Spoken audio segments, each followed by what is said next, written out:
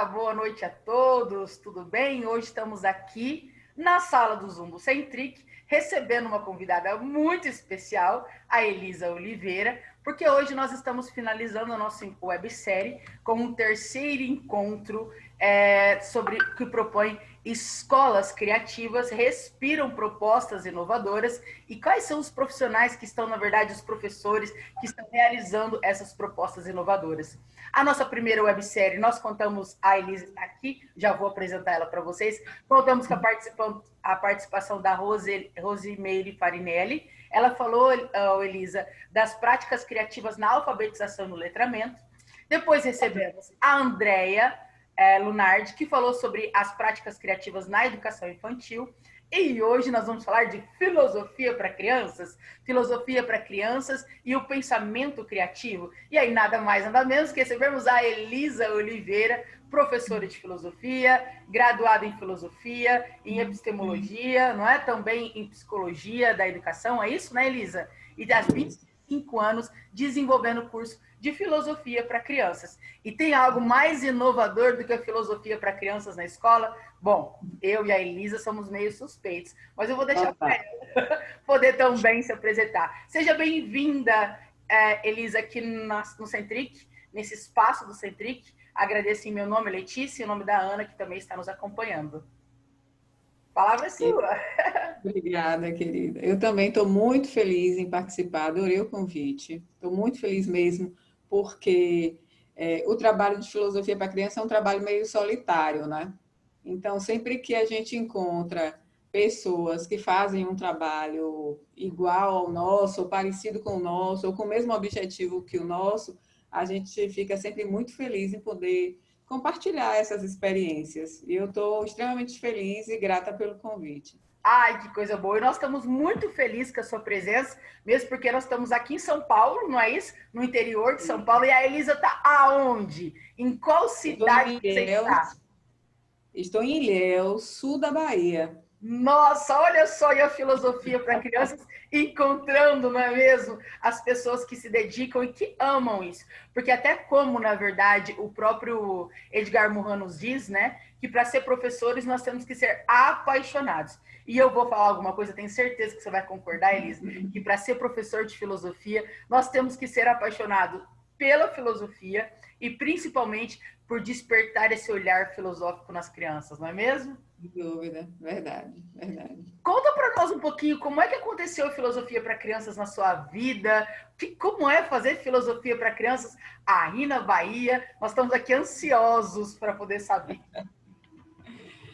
Bem, a filosofia, o primeiro contato que eu tive com a filosofia foi no curso técnico de magistério e eu fiquei encantada, gostava muito de como os professores trabalhavam e resolvi que ia tentar fazer o vestibular para filosofia também. Aí fiz, passei e tive a sorte de já no primeiro semestre da faculdade conhecer a filosofia para criança.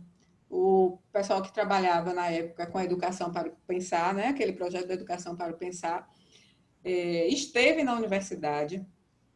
Eu fui para participar da palestra, ouvir a palestra e tal, fiquei completamente encantada.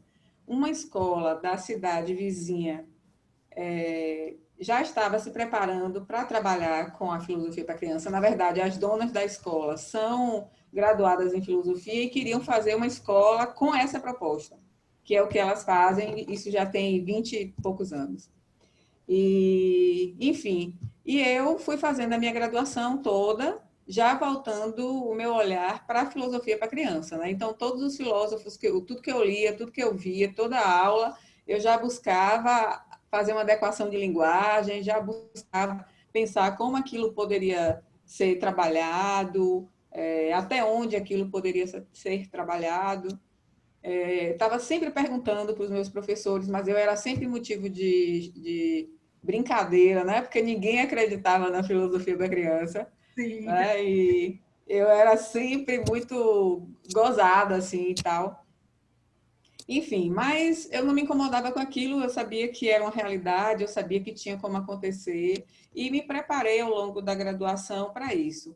Dei sorte também que no segundo ano, no terceiro semestre, uma escola que já tinha filosofia nos anos finais do fundamental, resolveu implantar também nos anos iniciais. E aí me chamaram para dar as aulas, fizeram um projeto de implantação, né?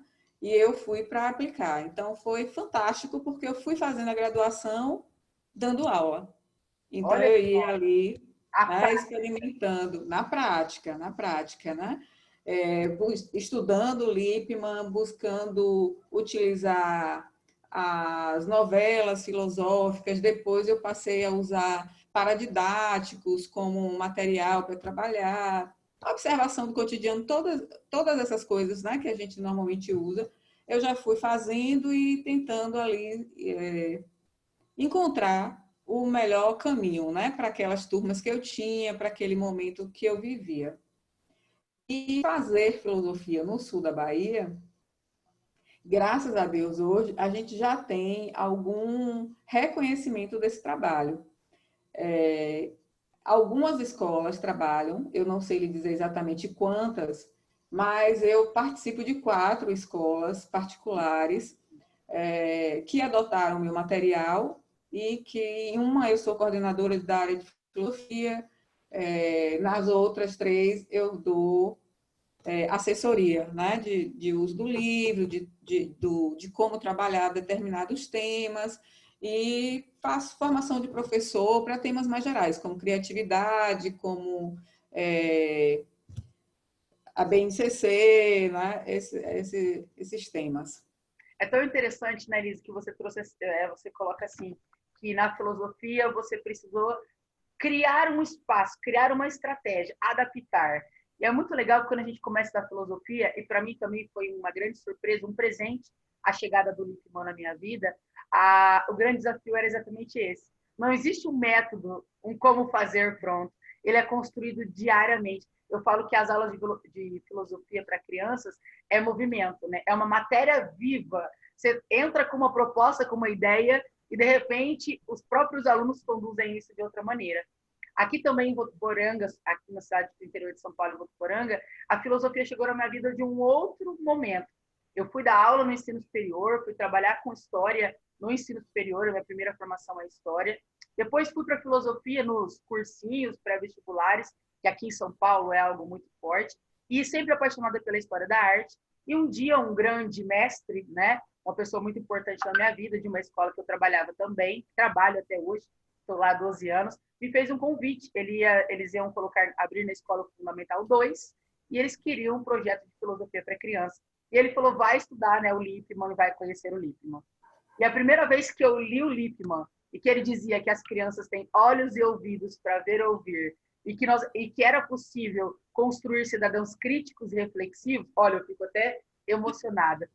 Aí eu descobri, bom, é isso que eu quero fazer da minha vida, né? E desde então também venho no processo aí há 12 anos estudando sobre filosofia para crianças.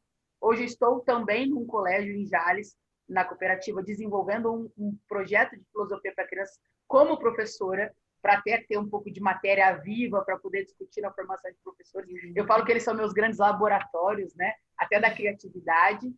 E hoje também no colégio, ao qual eu comecei, no Colégio Celtas, também estou desenvolvendo um trabalho de orientação pedagógica, porque nós temos aqui na nossa região hoje mais 2 professoras estudando filosofia para crianças e fazendo acontecer, né, que é o mais legal. E aí, Elisa, você trouxe a palavra criatividade.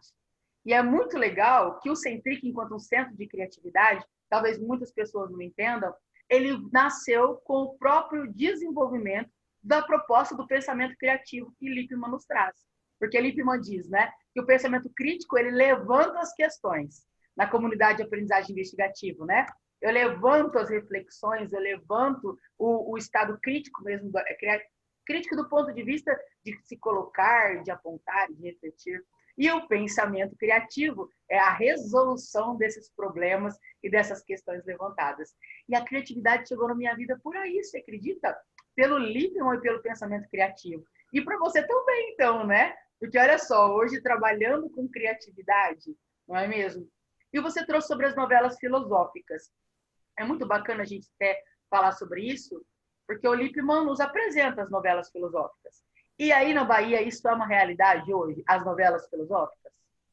Não, nunca foi implantado, porque as novelas, elas são muito longas. Sim. E, na maioria das vezes, a gente tem um horário de aula só, né? Então, assim, aquilo não acaba nunca, né? E você acaba ficando muito limitado. Então, aqui na região, não usamos, né? Desde o início, assim, todos nós que já estávamos nesse movimento de filosofia para criança, temos até hoje, estudamos, lemos, né? Entendemos as atividades, buscamos compreender o que ele tinha pensado, né? Uhum. Mas a gente não entende que aquilo, a gente não consegue aplicar. A gente entende que o tamanho dela e tudo, a gente pode contar a história, reduzir, fazer alguma coisa desse tipo, mas usar mesmo as novelas a gente não usa. O que é que passamos a fazer? Num primeiro momento, passamos a usar livros paradidáticos, não sei se vocês chamam de paradidáticos também. Sim, histórias, né, É, nós pegávamos histórias mais curtas e às vezes contávamos aquela história de uma vez só e trabalhávamos ideias filosóficas que tivessem ali, ou fazíamos uma leitura filosófica do livro e da história e tal. Em outros momentos, quando a história era um pouco mais longa, a gente dividia e trabalhava é, uma parte do livro e levantava alguns questionamentos e fazia algumas atividades ali e tal, e depois finalizávamos com o livro. Fizemos assim algumas vezes, com alguns livros clássicos e mais atuais, assim, de problemáticas mais atuais, e, logicamente, construíamos muitas atividades, porque aí também entra, né, o que pega é do professor de filosofia. Você vai criar seu material, não tem, né, assim, não tem como. Na época, há 20 anos atrás, o material que tinha era esse material de Lippmann, das novelas. Depois, a editora Sofos lançou algum material também, bem já há bastante tempo. Nós chegamos a usar lá na escola particular que eu trabalho aqui, Colégio Vitória, chegamos a usar uns 2 anos, mas também depois a escola entendeu que não era o material que a gente precisava, e aí fomos construindo, até que um dia precisamos de outra professora. E qual era a grande questão? Ninguém sabia elaborar material de filosofia para criança. Assim, ninguém tinha prática até ali. A prática até ali eram de pouquíssimas pessoas. Era eu e mais um professor na minha cidade. Na cidade do lado tinham 3 professores dedicados ao estudo da filosofia para criança. Então, daí a gente foi montando um material hoje, outro amanhã, e compartilha um com o outro, e faz seminários com as crianças, e vamos fazer atividades lúdicas com eles, para eles irem compreendendo esse lado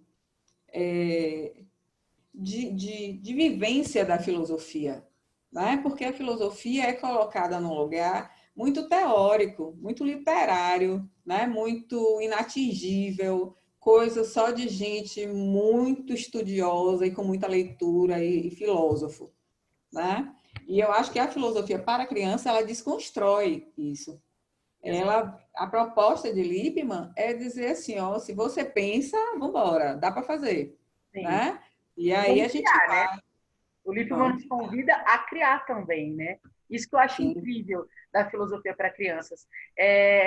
Nós possibilitamos para os alunos, através da reflexão, da aprendizagem da comunidade investigativa, do diálogo, eles se sentem, na verdade, capazes, né, de poder criar também. Então, muitas vezes, nós achamos, enquanto professores, que vamos levar uma estratégia, uma prática, e nos encantamos porque a estratégia prática acaba vindo deles, né? Eu acho que esse que, na verdade, é o grande segredo da filosofia para criança.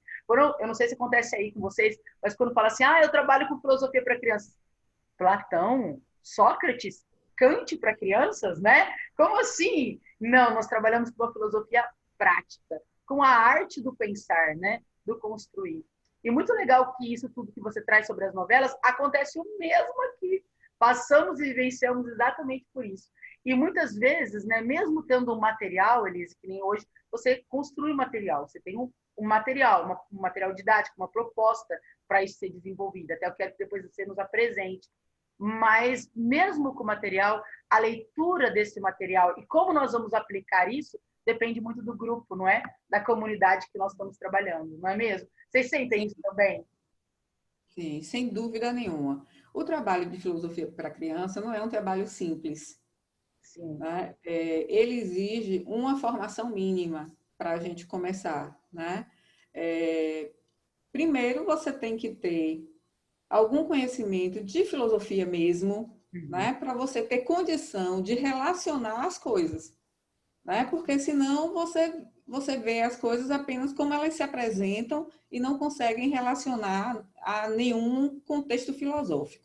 Sim, Então, existe a discussão de que se tem que ser graduado ou não em filosofia, enfim. Eu acho que isso não importa muito quando a pessoa decide que vai estudar e que vai fazer o melhor que ela pode, né? Eu entendo um pouco dessa forma. E, a partir daí, a dedicação mesmo. Primeiro, eu acho que tem que conhecer também Lippmann. Eu acho que é uma base extremamente necessária, né? Todo mundo, a gente partir daquilo ali. Logicamente que depois você vai estudar um monte de gente que vai dar embasamento, que vai fortalecer a sua prática, que vai lhe dar conhecimentos específicos de como trabalhar determinadas questões, né? Não morre em Lippmann, não fica só em Lippmann, né? Então, é um trabalho muito além. E, além disso, é um exercício prático diário de avaliação do seu trabalho. A cada final de horário ali, você tem que avaliar o que é que funcionou, o que é que não funciona, o que é que eles gostam, o que é que eles não gostam. Às vezes, o que é muito bom em uma turma, determinada prática, metodologia, que é muito legal em uma turma, que todo mundo vibra, que é um sucesso, na outra você chega lá e não emplaca. exatamente. Né? Ou eles pedem para fazer uma outra coisa, ou eles estão com outra necessidade, né? Eu me lembro, e aí já a turma de ensino médio, tinha uma turma de ensino médio que eu estava com a maior dificuldade de trabalhar, porque eles estavam sempre emperrando, sabe? As coisas não andavam, não andavam. Aí eu falei, ó, não dá, peraí, vamos conversar aqui. E fui conversar com eles, né? Peraí, qual é o problema? Sou eu, vocês não gostam de mim, é a aula, é a disciplina, vamos fazer uma conversa aqui para a gente se entender. E essa turma, eles foram muito claros, assim, a gente só gosta de debate. A metodologia que a gente gosta é debate. Olha, que você acredita se eu contar para você que eu passei por isso agora, há 2 semanas, com a turma de nono ano. Exato. E assim, debates de temas atuais. O que vamos Sim, debater? Ansiedade, professora. A questão do aborto. Sério? É isso que nós queremos. E aí, o bacana da pois filosofia para crianças é esse espaço também, onde nós damos voz, né, para o aluno. Voz para o que eles querem aprender. Claro que, como você disse, sempre contextualizando o momento filosófico, o contexto filosófico, mas voz para qual é a necessidade dele. E Lippmann apresenta isso de uma maneira muito interessante, né?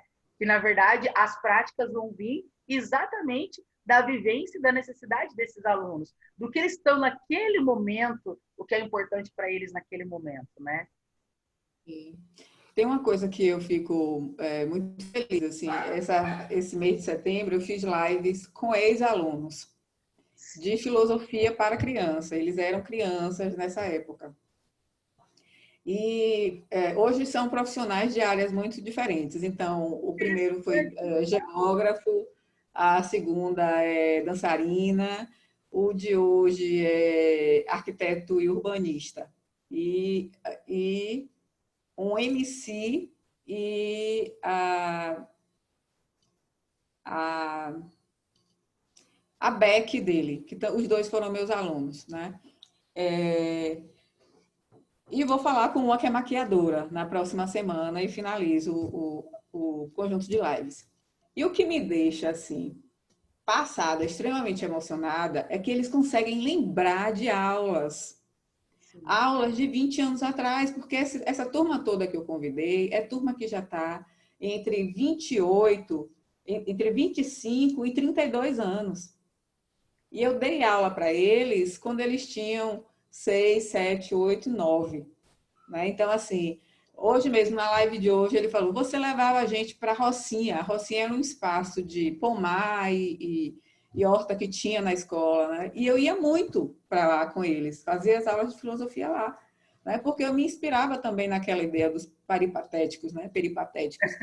E vamos caminhando, vamos falando, vamos conversando, e tirar da sala de aula, e nunca sentar em fila indiana, as Ah, aulas todas em círculo, né, no formato que eles quiserem ficar lá e tal. Isso dá trabalho? Dá. Isso exige uma criatividade maior do professor? Exige. sim. Se você é professor de filosofia, naturalmente você vai ter que desenvolver a sua criatividade, porque você não encontra nada pronto. Nada pronto. E você sabe, Elisa, que é tão interessante, e por isso até o Centric, que aí eu vou voltar aqui que o Centric nasceu, quando nós entendemos que não é possível desenvolver a criatividade do aluno se o professor primeiro não se reconhecer criativo. Então, a grande dificuldade hoje de encontrar professores que desenvolvam metodologias ativas, porque mesmo a metodologia ativa chegou na minha vida como uma proposta de formação de professores, e eu falei, metodologia ativa, que é isso, né? Eu falei, vou estudar. Aí, na hora que comecei a estudar, eu falei, gente, mas eu faço isso nas minhas aulas de filosofia, né? Algo que é tão inovador agora. Eu já faço aprendizagem baseada em projetos, a gente já faz aprendizagem baseada em problemas, a gente já faz geração de ideias, né? Criatividade. Então, foi uma surpresa, porque, assim, cada novo tema, conceito que aparecia, eu falava, nossa, eu estou vivendo isso há 10 anos, né? Então, assim, e aí nós entendemos que para o professor ser criativo nas aulas de filosofia para crianças, utilizando a metodologia, o fundamental é ele se encontrar criativo. E o Centric nasceu exatamente com esse propósito. A missão do Centric é oferecer vivências e práticas para que esse professor possa encontrar em si, desenvolver de uma maneira clara e consciente, até através da metacognição, que ele é criativo. Né? Nós entendemos que se ele se encontrar criativo, ele é capaz de construir qualquer metodologia, qualquer estratégia. E um passeio no pomar, como diz a Elisa, torna-se, na verdade, um ambiente de grande aprendizagem. Né? E isso vai, Elisa, não sei se você concorda, na contramão de tudo que a educação vem trazendo para nós até antes da pandemia, porque eu falo que agora nós estamos vivendo num novo momento, né? Porque até então nós tínhamos um método pronto. Olha, vão e desenvolvam exatamente assim. Iniciem a aula dessa maneira e termina assim. E nós, da filosofia para crianças, essa receita não existe, porque a cada nova aula é um novo desafio, né? E como você disse, a gente sai da aula já, o que deu certo, o que funcionou, o que nessa turma eu posso aproveitar de novo, o que não deu, né? Então, assim, é muito interessante que eu vejo que a filosofia para crianças, ela é uma proposta inovadora já há muito tempo, né? E agora, esse convite de você estar aqui e estender isso, olha, nós temos aqui a Márcia participando, que é a coordenadora de Nova Independência. Tínhamos o professor Renato, que é professor da pedagogia e da educação física, trabalha com psicomotricidade. Outros participantes aqui de outras áreas que compreendem hoje que a filosofia para crianças, não sou eu, Letícia, que faço, e nem a Elisa que faz, mas que fazer filosofia para criança, claro, a partir do momento também que eu vou entender os filósofos, os posicionamentos como você trouxe, mas que isso tem que ser uma prática de toda a escola. Essa é uma bandeira que eu levanto. Eu falo assim, não dá para fazer filosofia para crianças só na minha aula, 50 minutos por semana.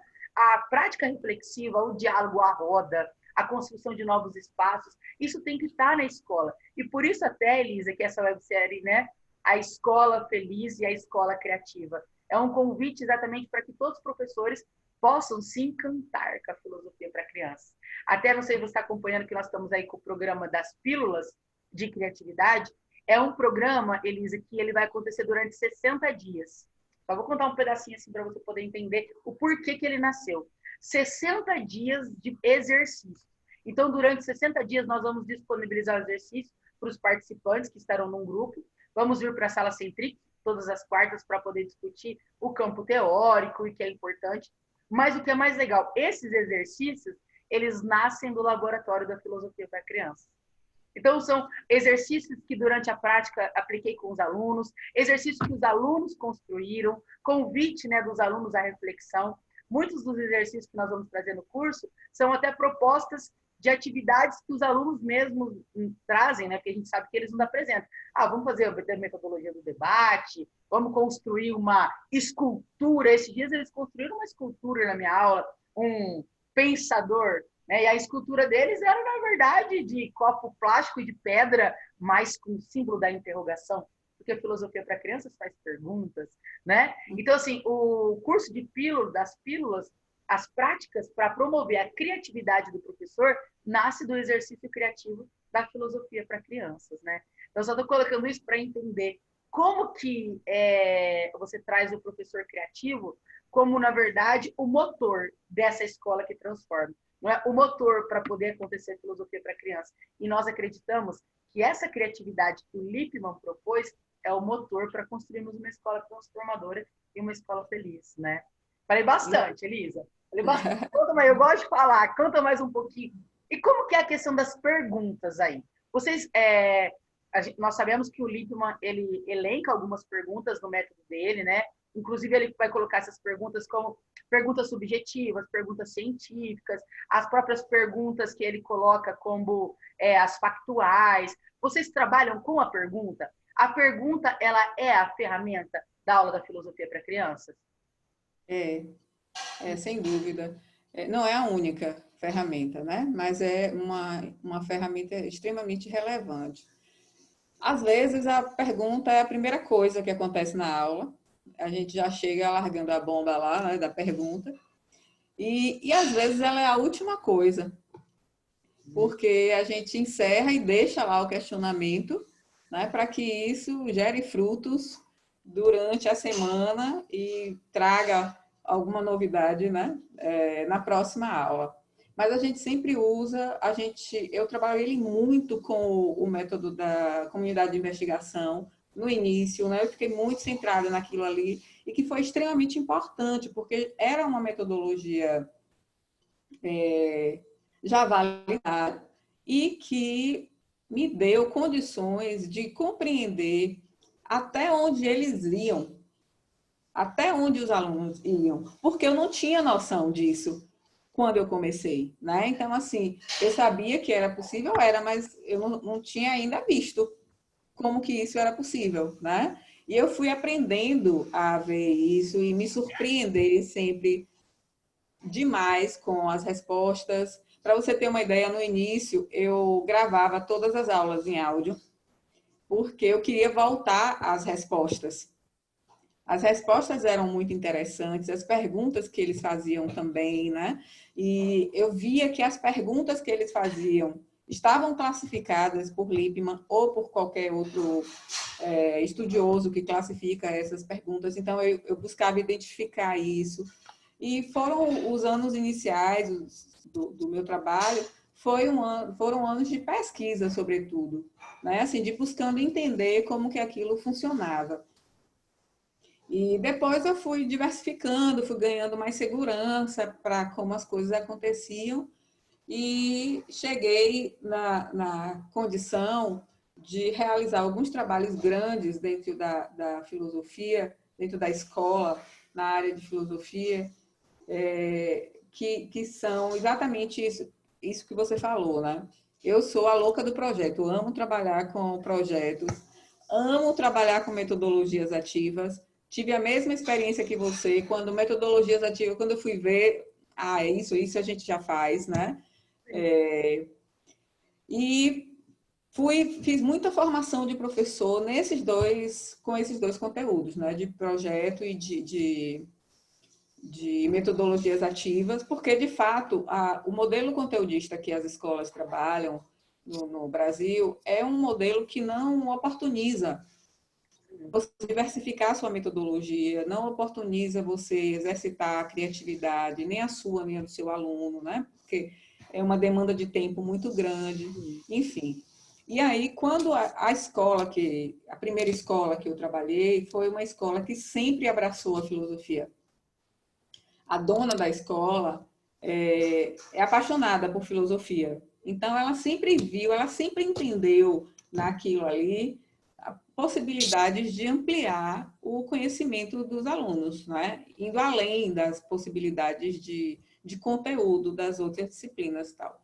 Então, quando eu olho, para você ter uma ideia, a implantação da filosofia do grupo 2 até o terceiro ano nessa escola já tem cerca de 25 anos.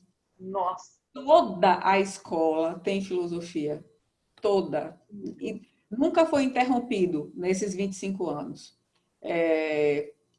E todas as atividades que são propostas a todas as outras disciplinas, filosofia também está incluída. A gente nunca trabalha de forma, né, assim, não, isso filosofia não precisa entrar.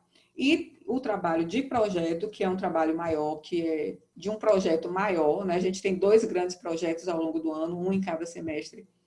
E esses 2 projetos são elaborados e coordenados por mim.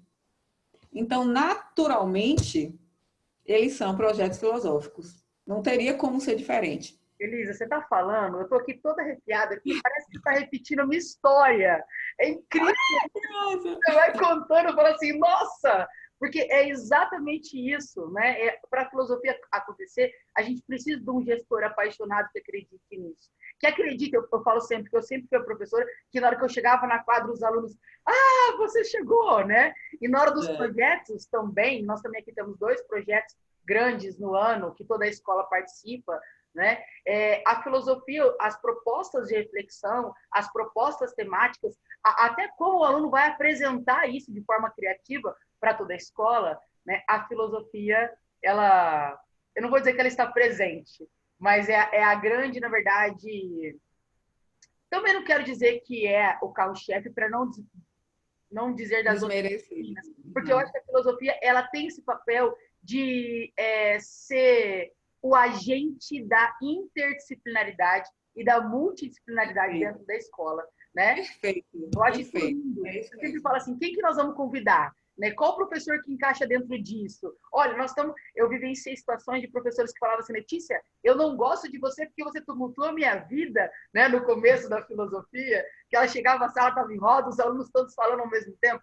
E depois aí de 10 anos de trabalho, hoje ela é minha maior parceira, acredita no projeto, todos os projetos ela está envolvida. É claro que ela trouxe o seu olhar de organização e disciplina, que também precisamos disso, não é? E aprendemos ao longo do processo, porque eu falo, fazer filosofia também não é fazer uma grande bagunça na sala de aula, porque muitas vezes, a princípio, nós até somos encaradas dessa maneira, não é mesmo? Né? Porque propõe a prática, mão na massa, construir, aí ir para observar a árvore lá fora, né? Voltar fora dos padrões da escola. Mas, ao mesmo tempo, também a gente entende que o planejamento para uma boa aula, a organização, a maneira como você consegue colocar para os alunos o comprometimento e a seriedade dos projetos, das discussões, traz a disciplina, não essa disciplina normativa, mas uma própria disciplina de autogestão dos alunos, né? Isso é lindo também, não é? Nossa, maravilhoso. Quando a gente vê uma turma começando, a gente olha a turma lá no final, olha que eu fico toda emocionada, porque na verdade eu acho que é o maior feedback que nós podemos ter quando eles mesmos entendem como que é o processo, o que é a autogestão, aonde eles devem falar, em que momento. É interessante que um regula o outro, não é? Não, o que você está falando agora não cabe nessa discussão, né? Não estamos falando sobre isso. Então, assim, eu falo que todos os professores deveriam passar por essa experiência para poder entender realmente o que é uma aprendizagem ativa, né? Falei de novo bastante, tá vendo só? Porque você começou a falar, Elisa, eu falei, nossa, nós vivemos isso aqui. E o mais legal é assim, ó, nós nunca conversamos, nunca propusemos um método juntas, não é assim? Não tivemos esse diálogo, deixamos para conversar aqui na live, para nos conhecermos por aqui, na verdade.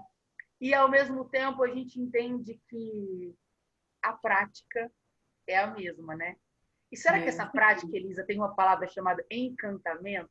O que você acha? Sem dúvida. Nossa!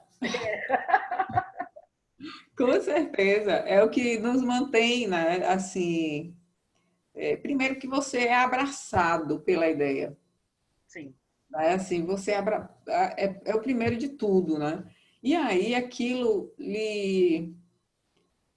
aquilo lhe tira da sua zona de conforto. Né? Assim, você tinha um trabalho diferente. Eu nunca tinha trabalhado outra coisa, né? A minha formação já foi direcionada para isso. Mas isso nos tira da zona de conforto diariamente. Não é a cada de tempos em tempos, né? Assim, é diariamente. Por quê? Filosofia, ela tem alguns aspectos, até por ser considerada a mãe de todas as ciências, né? Tem muitas ramificações. Isso nos obriga a uma ampliação de repertório muito grande sempre, né? Não só o repertório cultural, mas o repertório científico, o repertório, né, em todos os Da aspectos. própria informação, né? Da comunicação, da informação. Eu falo que você, professor de filosofia, tem que estar antenado a cada momento, eu falo, piscou, nós estamos ali tentando entender e trazer isso para a sala de aula, trazer isso para as reflexões, né? E aí tem que ser apaixonado e encantado. Porque, na verdade, né, essa construção, como você diz, um desafio constante, esse buscar e pegar seja o lado científico, seja o lado da informação, depende dessa predisposição do professor, né? Sem dúvida, sem dúvida. E aí você, naturalmente, hoje eu analiso muito a minha prática, né? Assim, sempre analisei, mas hoje eu estou numa condição que eu consigo enxergar coisas que no momento que aconteciam eu não via. Hoje, eu me vejo assim, muito claramente uma referência de criatividade dentro das escolas que eu trabalho. Por quê? Porque eu sempre fui curiosa para entender as coisas.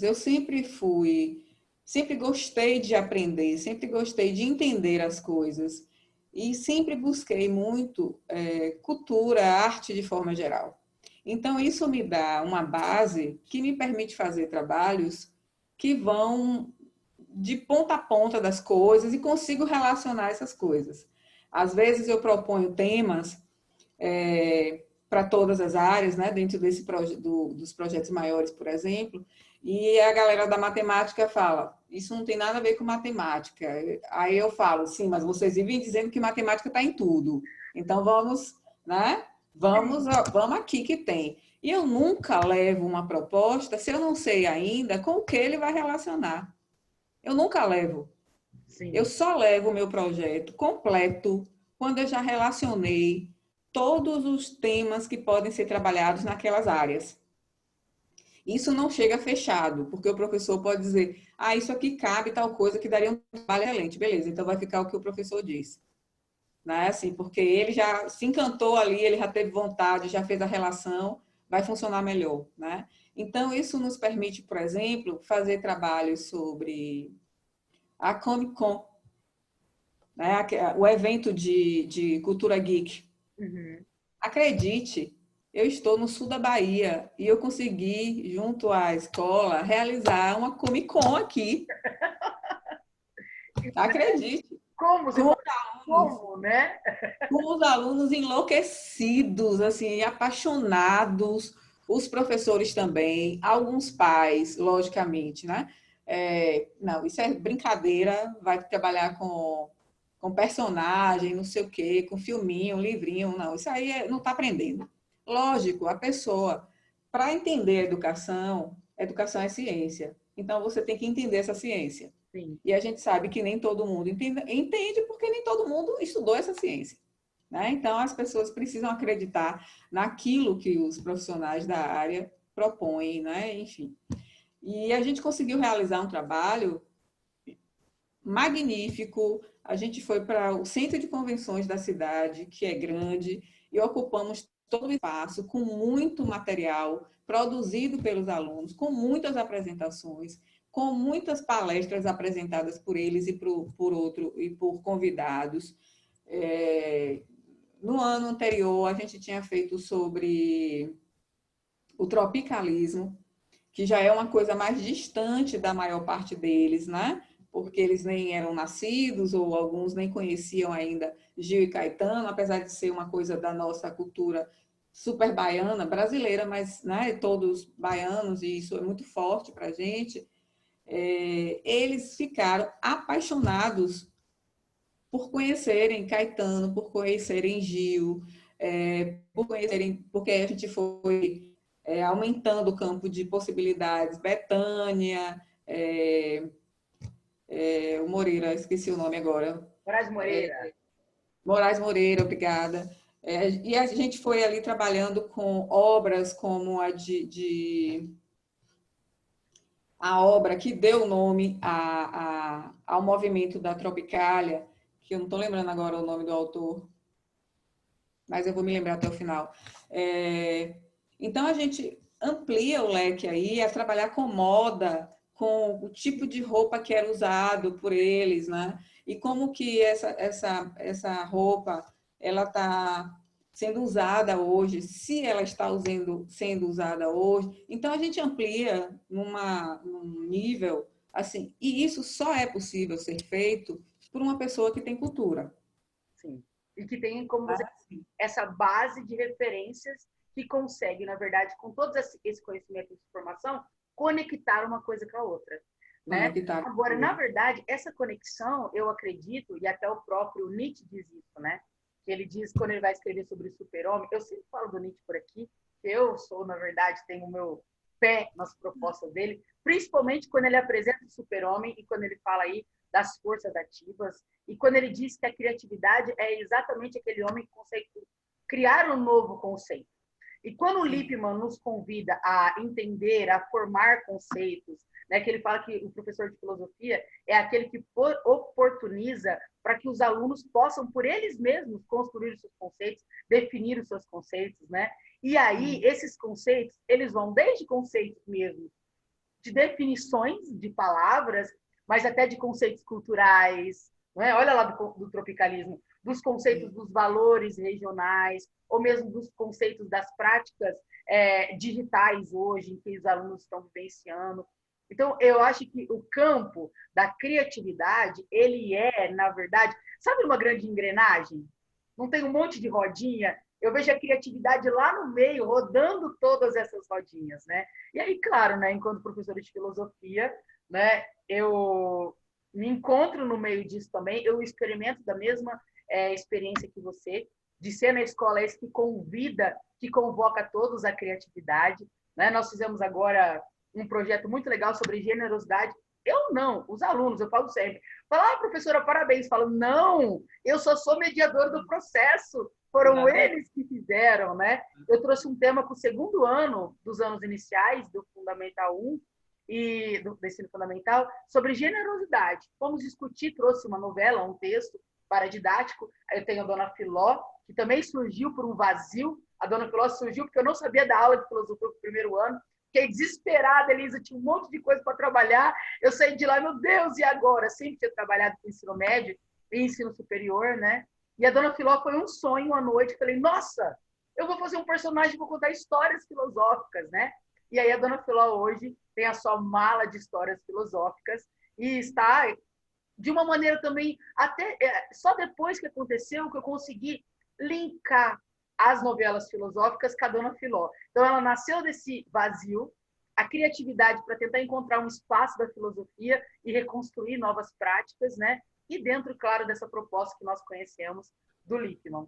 E eu estava dizendo isso, né, para dizer para você da escola, da generosidade. A dona Filó contou uma história, generosidade, olha só.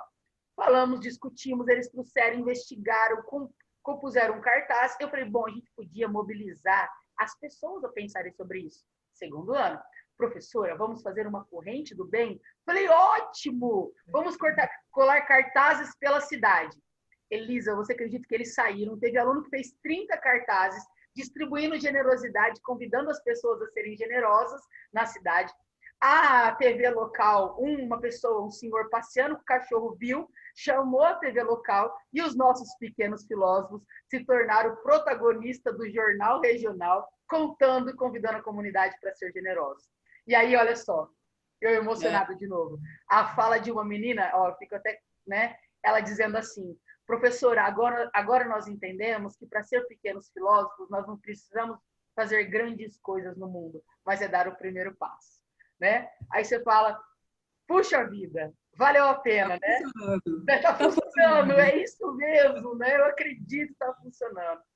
Que bacana. E que legal, né, Elisa, é saber que nós estamos fazendo a mesma coisa em lugares tão distantes, com realidades econômicas, sociais, culturais distantes também. Né? Nunca tínhamos visto assim por aqui. Espero que quando acabar a pandemia eu vou aí na Bahia te dar um abraço, nós vamos fazer um projeto de filosofia.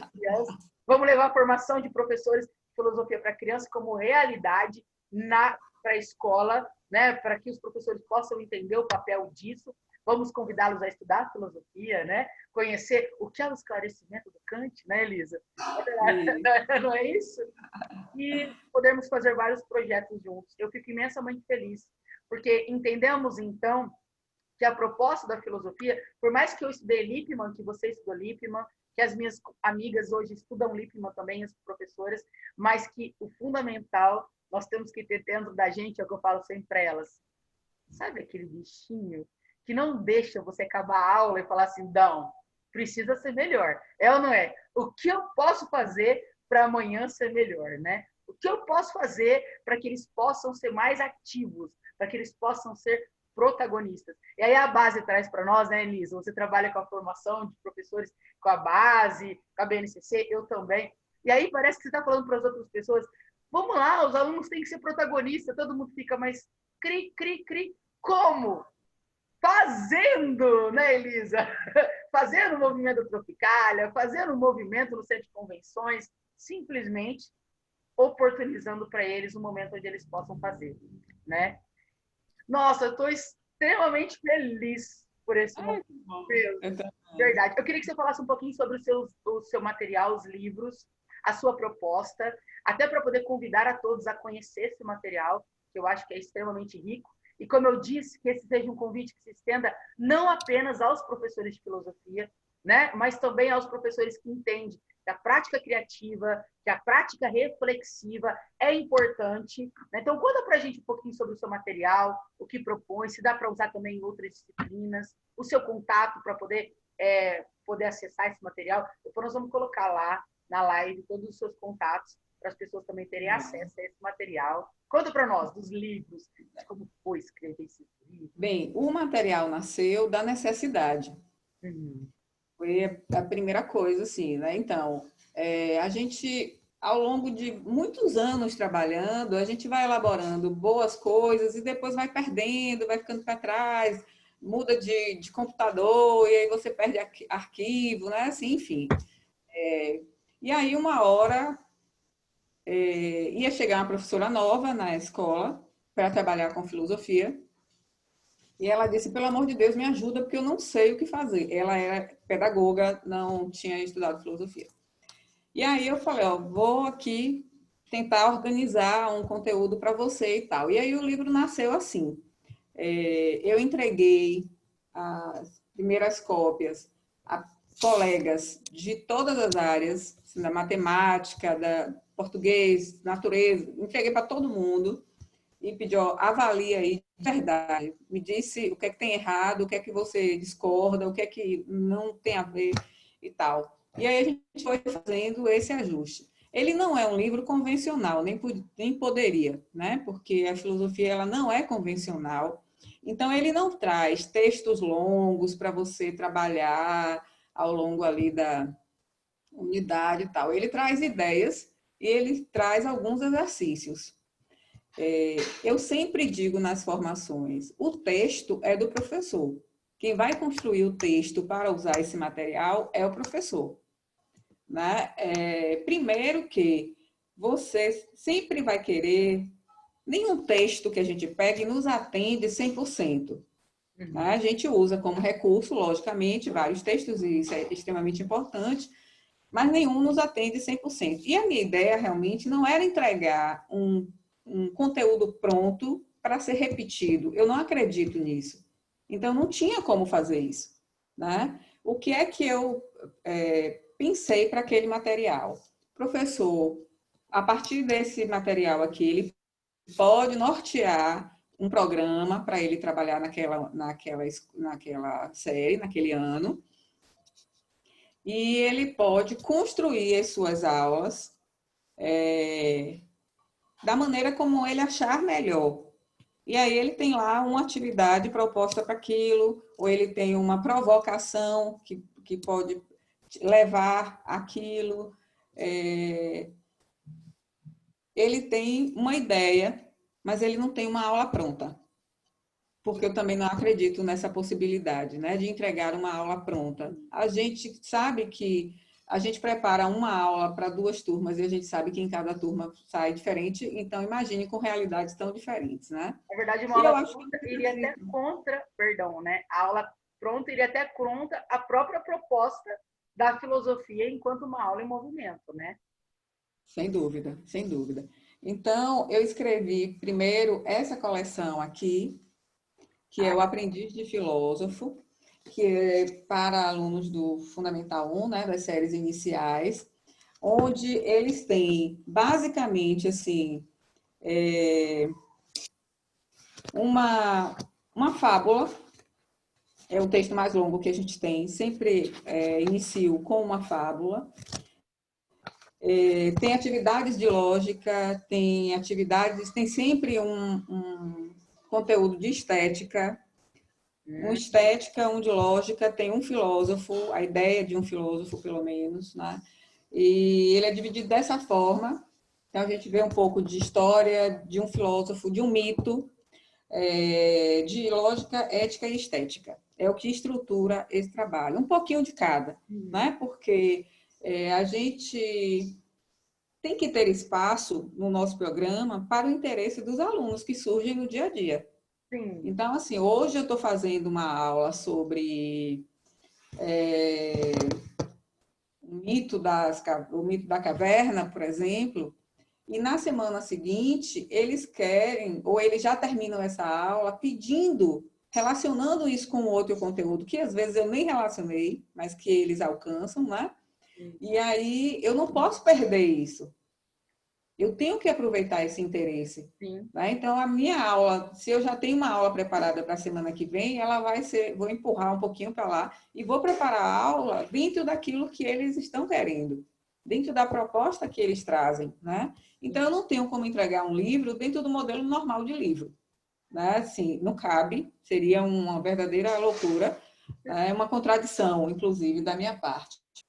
Depois que eu terminei de construir esses livros, a ideia, essa coleção, a cabeça não parava. Vinha mais coisa para fazer e tal. Eu falei, então eu vou começar sem compromisso a dos anos finais. Se eu conseguir fazer até o nono ano, beleza. Se não, né? Não me sinto nessa obrigação. Resultado, saíram os 4. Adoro o nome deles. E aí a gente tem 2 coleções que atende todo o ensino fundamental. Sempre com essa mesma proposta, né? De trazer a ideia de um filósofo, um mito. A gente não tem textos longos também no Fundamental 2, não trabalho com textos longos. Trabalho muito com imagem, com muitas imagens artísticas, né? Levam muito para esse lado, para reflexão de atitude, comportamento, enfim, desenvolvimento da criatividade, atos mentais, essa coisa toda que a gente sabe que é o que norteia, que dá base para o nosso trabalho, aparece ali tudo muito diluído. Né? E o professor vai entendendo e vai conseguindo aplicar aquilo ali. Mas eu sou uma pessoa da criação, né? Então, assim, tem coisas que ficam vindo. Depois disso, eu comecei. É louco essa história. Eu estava saindo da escola e eu tinha participado de uma aula de filosofia. Estava saindo da escola e aí começou a vir uma história na minha cabeça. Aí eu tirei um pedaço de um caderno da bolsa, mas eu tinha que ir para casa, porque eu tinha que voltar e tal horário e tal. Eu fui andando pela rua escrevendo a história.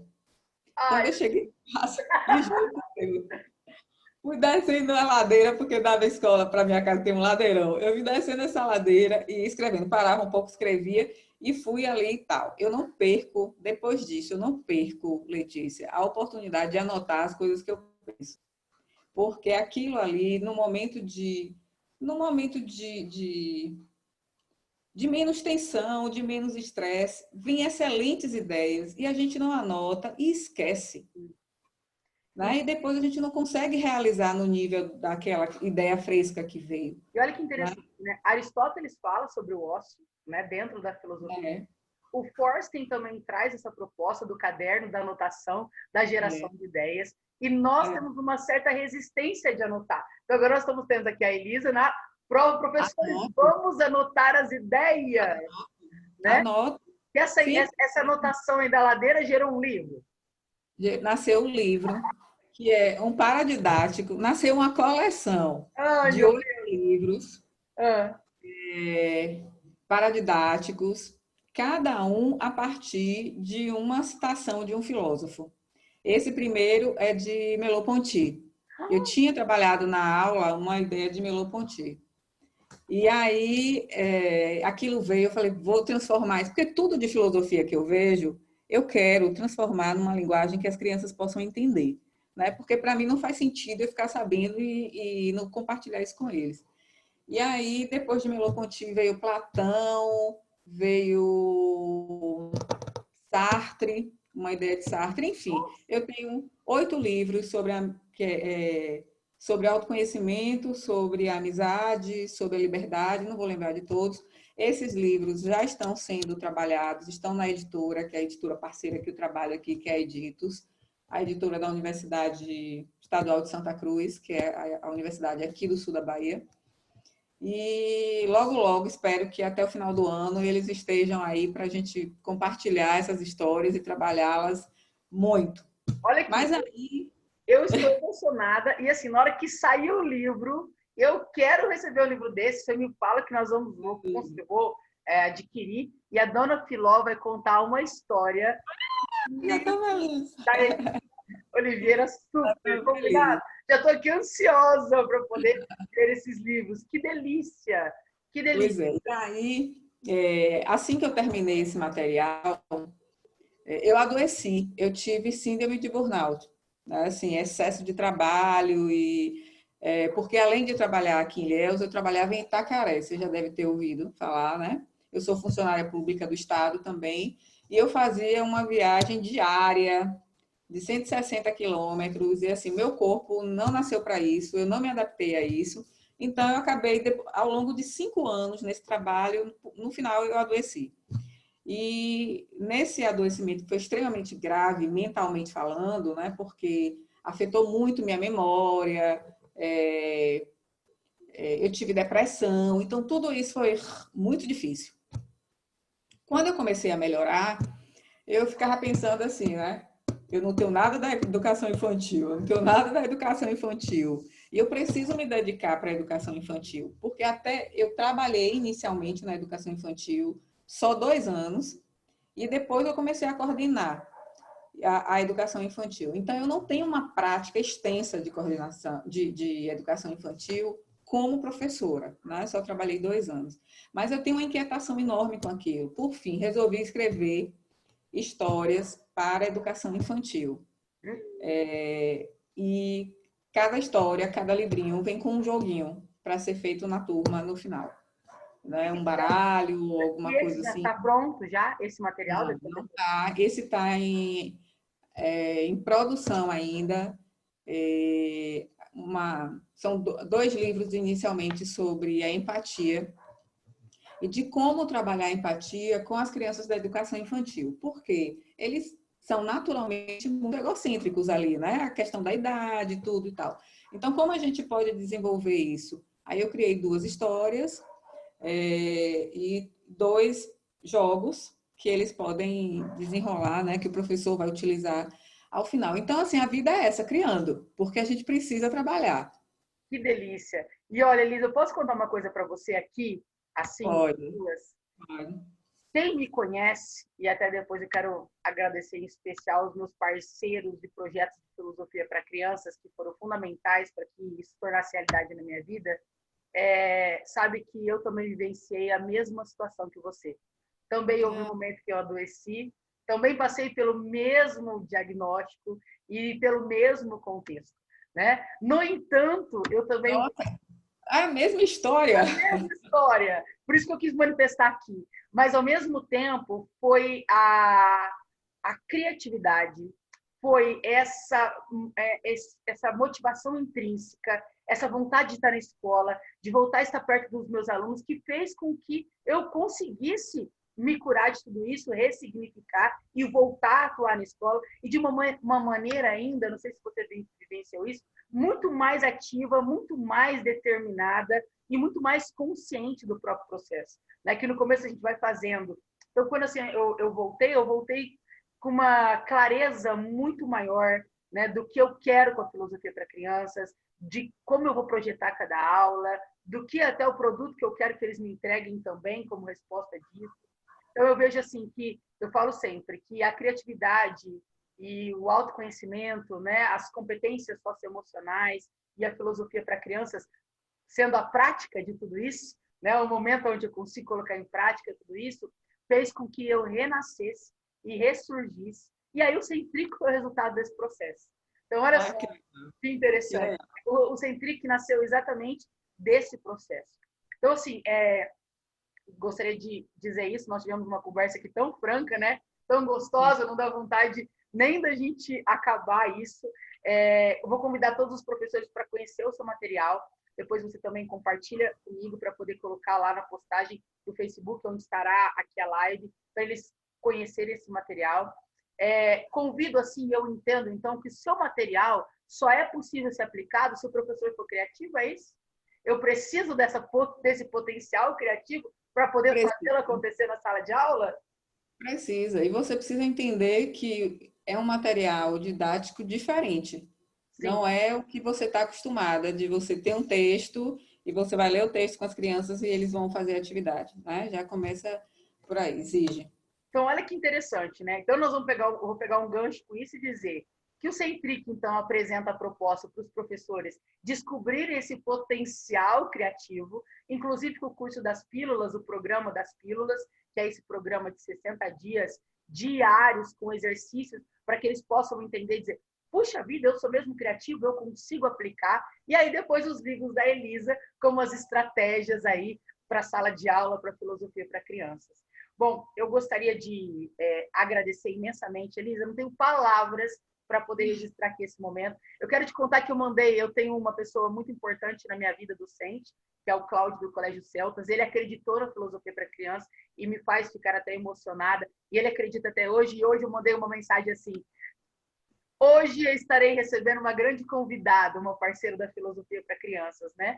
E aí convidando a todos de lá, porque eles realmente acreditaram aqui no interior de São Paulo, foi a escola que acreditou e que fez a filosofia para a criança acontecer. Então, eu gostaria de agradecer imensamente ao Colégio Celtas pela oportunidade de me apresentar e acreditar que era possível, sim, se formarmos cidadãos críticos, reflexivos, autônomos e acreditar nas propostas criativas da professora Letícia. Eu quero agradecer ao Colégio Objetivo de hoje, a Cooperativa de Jales, que é um campo, um laboratório para que tudo isso que nós aprendemos durante 12 anos seja estendido a outros alunos de uma realidade diferente. E eu quero agradecer duas pessoas aqui especiais. Claro, a Ana, que é a minha parceira, que acredita nesse projeto também do Centric, e a Maiara, professora de filosofia. Quero falar dela e quero te apresentar ela. Ela está lá ansiosa para poder nos ouvir, porque a Maiara ela começou acompanhando as minhas aulas de filosofia ainda no ano de 2013. Ela acompanhava as aulas de 2014. E hoje ela já é professora de filosofia para crianças dos anos iniciais e está também assim, explodindo criatividade e colocando em prática tudo isso que nós acreditamos. Por que eu estou dizendo isso, Helena? E agradecendo essas pessoas, também a professora Renata, que é a nossa professora da filosofia para criança, porque eu acredito que muito mais só de ter o material ou muito mais de ter as pílulas, ou mesmo de ter uma proposta de como pôr isso em sala de aula, eu, professor, tenho de me reconhecer enquanto agente de construir isso. Então, eu quero te agradecer, Elisa, muito, muito, muito obrigado, gratidão. Esse é só o primeiro encontro, vamos nos falar mais. Presencial, assim que puder, nós vamos nos encontrar para poder dar um abraço e compartilhar todas essas práticas. Convido você a vir para São Paulo. Vamos montar um seminário, um grupo de discussão aqui presencial. Você será a nossa convidada ilustre. O Centric agradece imensamente tudo que você compartilhou conosco, do fundo do coração. A gente sempre fala assim na live, que Nietzsche diz que a alegria, né, é a passagem mais potente do próprio ser. E essa live trouxe essa possibilidade, né, de nos reconhecermos enquanto potência. E qual é a nossa potência, né, Elisa? As crianças, a filosofia para crianças, a criatividade. Agradeço, passo a palavra para você também, se você para fazer os seus agradecimentos, né, para poder manifestar. Nós estamos aqui, Elisa, há 1h20, você acredita? Nem dá para acreditar. Hã? A gente nem conversa. Nem conversa. E assim, nós estamos saindo com gostinho de que eu queria falar mais, não é mesmo? Eu queria conversar mais, trocar e aprender mais. Para mim foi um momento de grande aprendizagem esse encontro, de verdade. Eu fico feliz por isso. Eu também estou muito feliz. Fiquei já, né, assim, quando eu abri o Instagram lá, que eu vi, falei, meu Deus, ela está me convidando para a live, não estou acreditando. E assim, fiquei super feliz e estava ansiosa por esse momento também, né? E, assim, é o que eu falei no início, eu fico muito feliz e emocionada quando eu encontro pessoas que trabalham e que fazem a mesma coisa, ou que querem fazer a mesma coisa, né? Assim, o mesmo trabalho que é a filosofia para criança, isso é extremamente importante. Estou totalmente à disposição do Centric, para você, para os seus colegas, professores, né? Para o que precisarem, para a gente conversar outras vezes, trocar informações, trocar experiência, enfim, assim, quero muito que a gente fortaleça essa relação, esse entendimento, porque eu acho que a gente só ganha. Sim, com certeza. Muito Muito obrigada, obrigada. gratidão por esse momento. E aí, saudações filosóficas a todos os seus pequenos filósofos aí da Bahia. Fala que daqui de São Paulo nós estamos mandando um grande abraço e que em breve podemos todos aí nos encontrar e construir uma nova possibilidade de aprendizagem com a filosofia para criança. Um beijo, Elisa. Obrigada. Beijo, Beijo. querida. Tchau. Beijo. Tchau.